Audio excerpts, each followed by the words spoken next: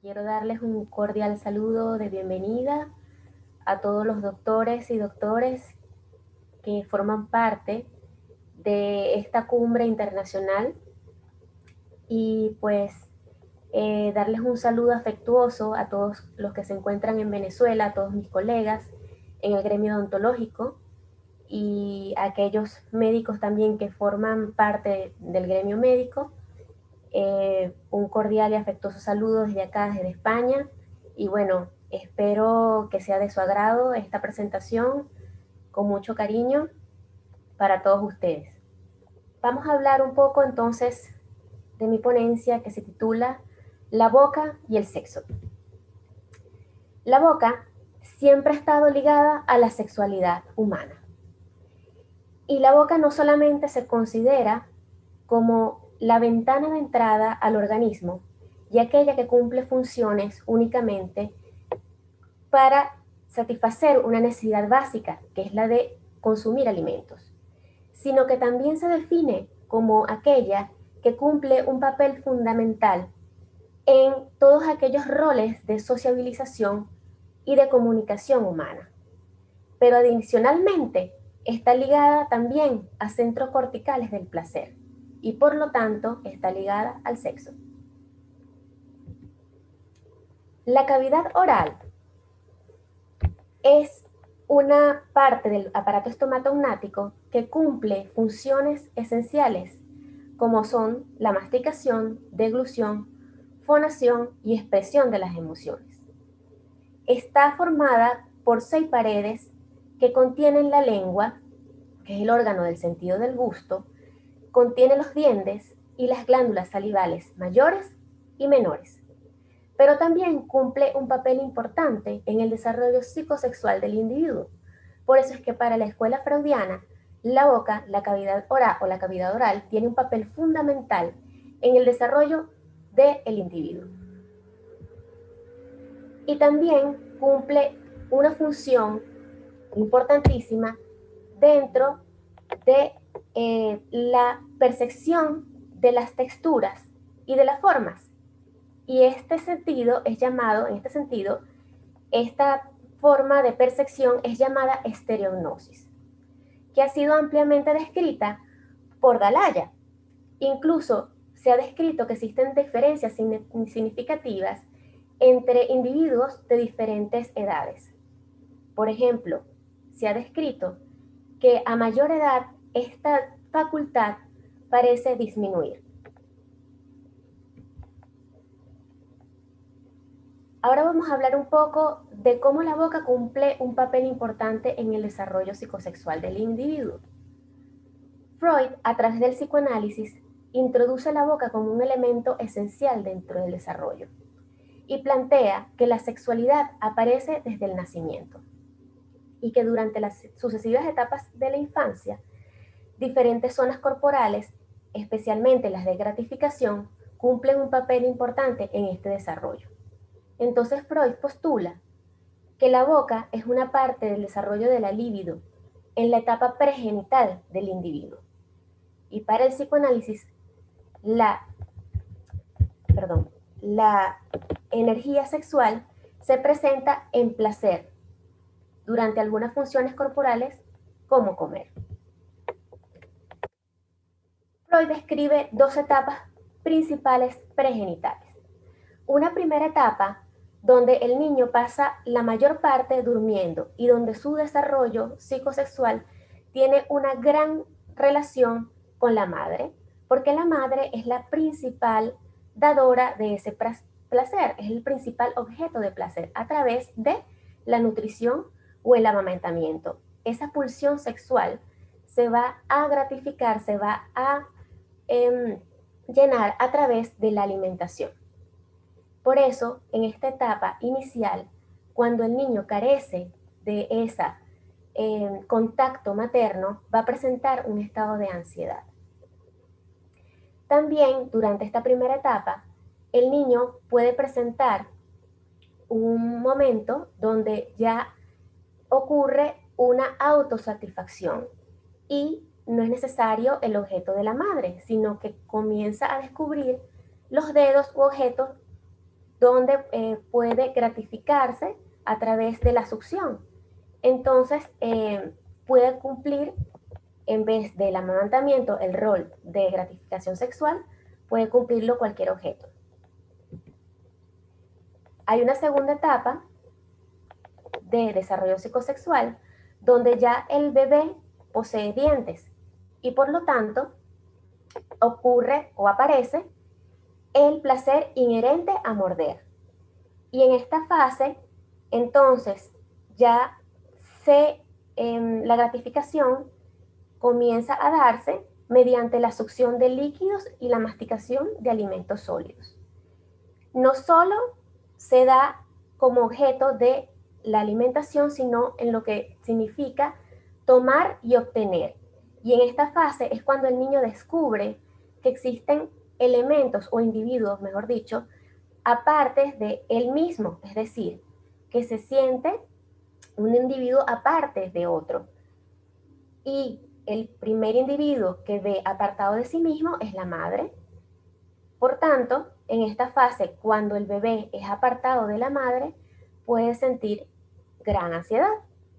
Y es durante esta etapa, si existen regresiones o existen problemas que pongan en peligro su vida, que puedan producir alguna alteración psicológica, pueden producir fijaciones orales, que se traducen, por ejemplo, en la pica, que es el consumo de elementos que no son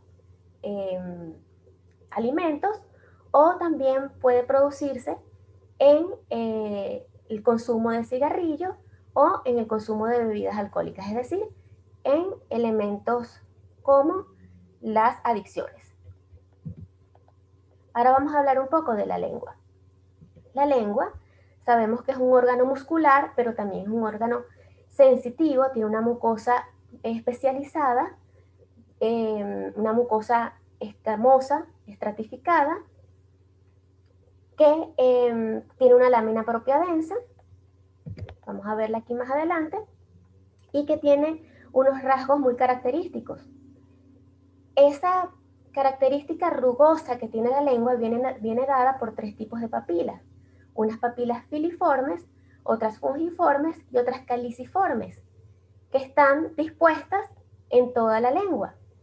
Y en las caliciformes, que están rodeadas por una circunvalación que posee una cresta que se invagina en su profundidad, vamos a conseguir unos corpúsculos gustativos que son las que van a producir entonces las sensaciones del gusto, como salado, dulce, amargo, como las que observamos aquí en esta lámina.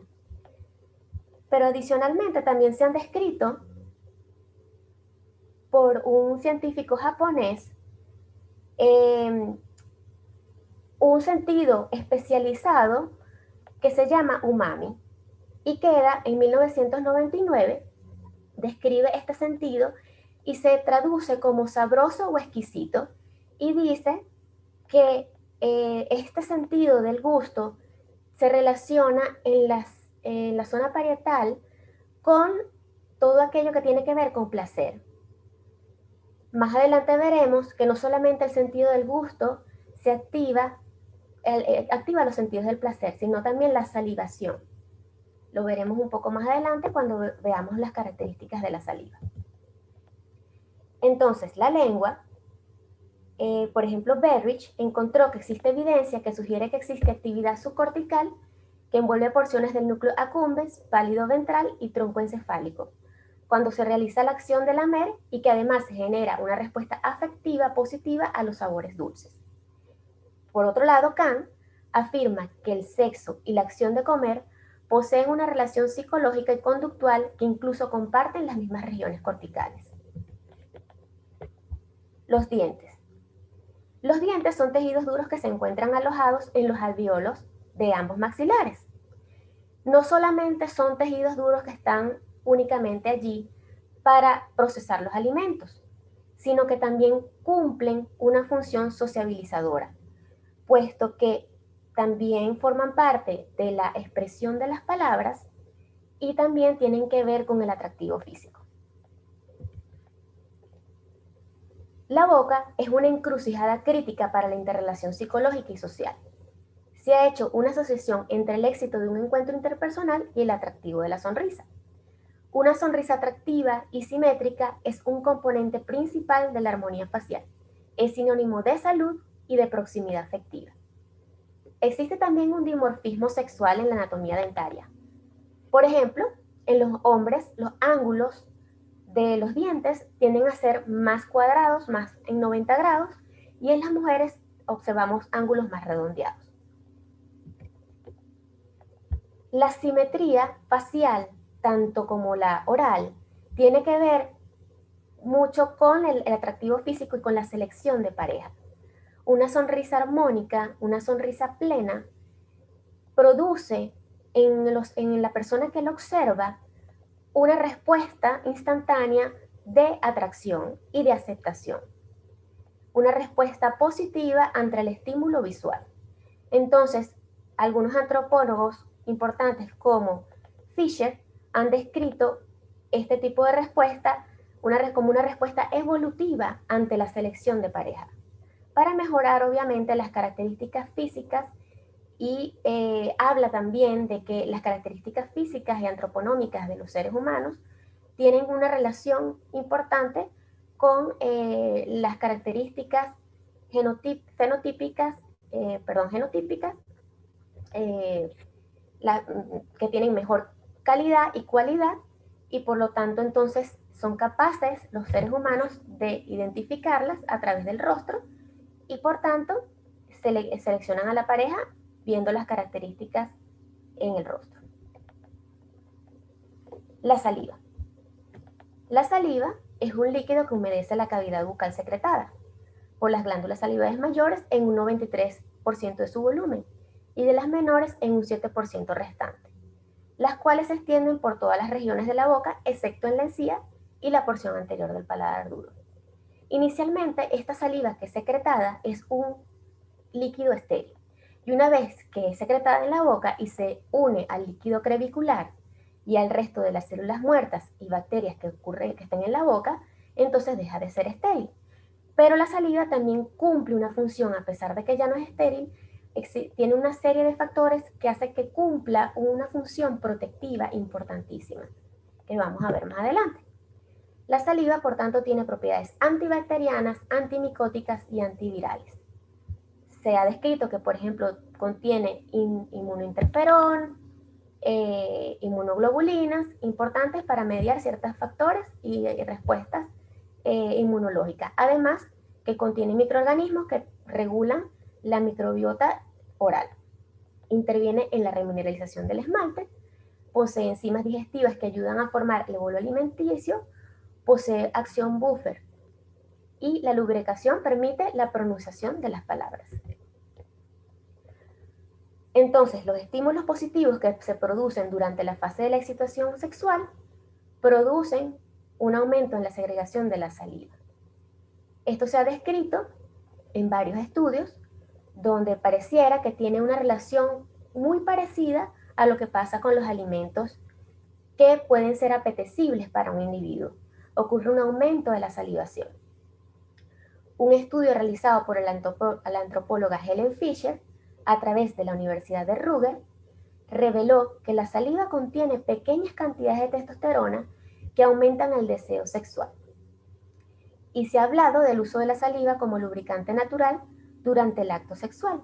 Sin embargo, expertos señalan que la saliva solo es un lubricante para los besos y el sexo oral, no para la penetración vaginal anal, ya que es de absorción rápida y los volúmenes requeridos serían demasiados. Además, se puede romper el delicado equilibrio de la cavidad oral cuando introducimos otros fluidos a la boca. Y entonces allí también, dependiendo también de la capacidad inmunorreguladora de la saliva, se puede perder este equilibrio y es cuando ocurren las infecciones. Existe también un dimorfismo de las glándulas salivales y la menopausia. Se ha descrito por Viera actualmente que Existen receptores para los estrógenos en el epitelio de las glándulas salivales y una correlación importante entre la disminución de la segregación de saliva durante la menopausia. Ahora vamos a hablar un poco del beso. El beso es el contacto entre los labios de dos personas que por lo general tienen una conexión o tienen cierta atracción física y que han desarrollado cierto lazo. Y por lo general también tienen un contenido erótico. El beso es un componente erótico de la intimidad que estimula la respuesta sexual del organismo y genera una serie de estímulos en las terminaciones nerviosas de los labios y diferentes respuestas sexuales físicas que propician la actividad sexual. El beso interviene en varias funciones, no solamente en la actividad sexual, sino que también interviene en la formación de pareja. Ya sabemos que se ha descrito que en la saliva posee, por ejemplo, testosterona y también cierta información que podemos obtener acerca de la pareja a la que estamos besando. Además, la succión del sebo de la pareja nos da información, feromonas también, que se introducen a través de la cavidad oral y nos permiten seleccionar a la pareja. Lo que es ya mal llamado química pudiera describirse que es lo que ocurre durante el beso. Neumena y colaboradores realizaron un estudio donde se encontró que la boca es capaz de disparar una respuesta de excitación sexual e hicieron un mapa, que es el que observamos aquí, un mapa de zonas erógenas, donde incluso la respuesta sexual era tan alta como por ejemplo en las zonas genitales, la que ocurría en los labios durante el beso. ¿Y por qué ocurre esto? Porque los labios están muy inervados. Son densamente poblados por nervios sensitivos, al igual que la lengua y la mucosa oral. El cerebro del ser humano está equipado con neuronas que le ayudan a encontrar los labios de su pareja, incluso en espacios sin luz. Es más, cuando tenemos los ojos cerrados, se experimentan sensaciones más extensas y por eso es que besamos con los ojos cerrados, para sentir aún más esa sensación. Tenemos también este mapa sensorial descrito por Walter que se llama homúnculos, que lo que describe es la corteza somatosensorial y podemos observar que los labios es la zona más grande porque es una de las más pobladas por nervios sensitivos. Durante el beso se produce una cascada hormonal importantísima. Se segrega oxitocina, que es la que regula la excitación sexual y también produce relajación, al igual que la dopamina, y se activa, el sistema GABA y el sistema endorfínico. Y también, como dije anteriormente, va a haber un intercambio de ferormonas y sabemos que en la saliva, como habíamos dicho anteriormente, hay testosterona también y la testosterona aumenta el deseo sexual. Entonces, se ha descrito que se puede llegar al clímax con solo besarse, solo que algunos autores definen como orgasmo oral o bucal, sabiendo que el beso permite la succión del sebo, el cual puede mediar una transmisión de hormonas y ferormonas que cumplen un rol importante en la excitación sexual y la selección natural de la pareja. Los hombres poseen una menor sensibilidad químico-sensorial, por lo que necesitan mayor intercambio salival, y es por esto que ellos prefieren besos más profundos que incluyan la lengua. El beso permite entonces el paso de la testosterona salival y existen ciertas alteraciones o parafilias como la vasoexia. La vasoexia es una parafilia donde el individuo no se excita, no llega a la excitación sexual si no hay beso. Incluso si hay algunas otras zonas erógenas involucradas, o sea, si se excitan otras zonas erógenas sin beso, no llega al clímax. Ahora vamos a hablar del sexo oral. El sexo oral es una práctica común realizada por parejas sexualmente activas del mismo o diferente género, de diferentes grupos etarios, incluso por adolescentes. ¿Por qué por adolescentes? Porque se cree, o bueno, siempre se ha creído, que puede evitar, que evita el embarazo, pero no puede evitar eh, el contagio de enfermedades de transmisión sexual, que lo vamos a ver más adelante. Un 85% de los adultos sexualmente activos entre los 18 y 44 años lo practican. Históricamente, se creía que el sexo oral era una variable de sexo reservada únicamente a parejas que no estaban casadas, pero eso no es cierto. Luego Kinsey, en 1970, revela que cada vez más esta práctica se realiza durante el matrimonio. ¿Cuáles son las variaciones del sexo oral? El cunilingus, que es el contacto oral vaginal; la felación, el contacto oral y pene; anilingus, contacto oral anal; el beso blanco o snowballing. ¿Qué es el beso blanco o el snowballing? Es practicar sexo oral en la pareja, la pareja eyacula en la boca de su pareja y con la eyaculación en su boca la lleva a la boca de su pareja. Esto es una práctica de alto riesgo, puesto que al introducir los fluidos de la pareja, pues sin ninguna barrera de protección, se puede romper este delicado equilibrio del que hablé anteriormente, y se pueden producir infecciones de transmisión sexual. Entonces, la boca, una vez que se rompe ese equilibrio, como dije anteriormente, para que ocurra una infección, tiene que haber una inmunosupresión, o que esas barreras no estén funcionando adecuadamente, que haya procesos subyacentes que eviten que se dé eh,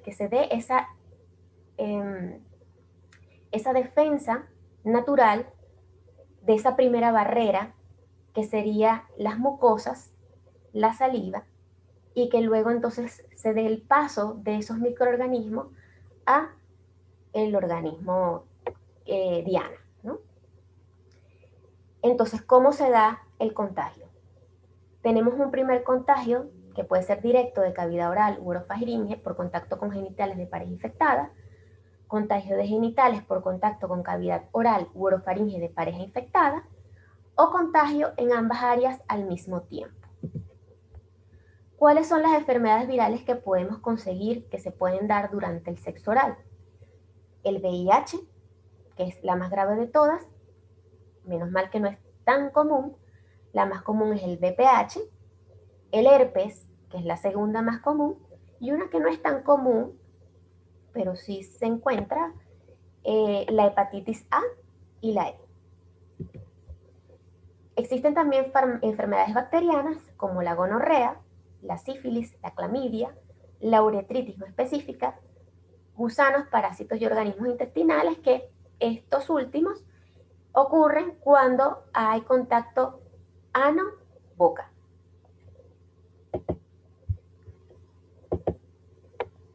El sexo oral posee una alta prevalencia en jóvenes, incluso antes de tener relaciones sexuales que incluyan la penetración.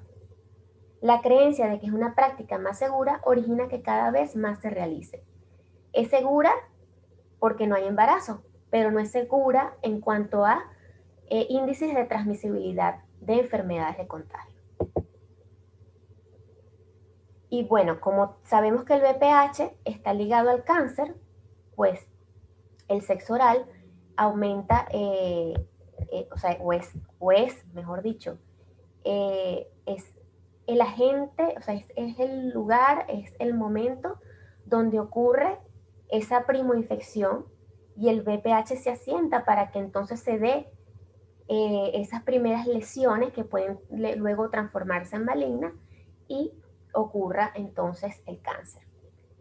Existe evidencia de que el BPH juega un papel como causante de cáncer de faringe, laringe y cavidad oral.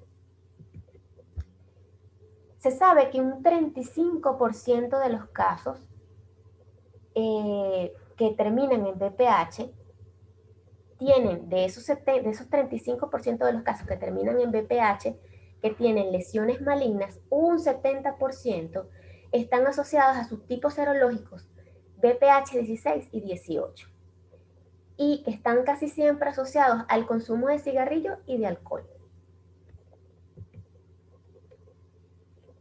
Siempre el BPH no siempre va, a ocasionar lesiones, pero si conseguimos lesiones, podemos conseguir lesiones benignas o malignas.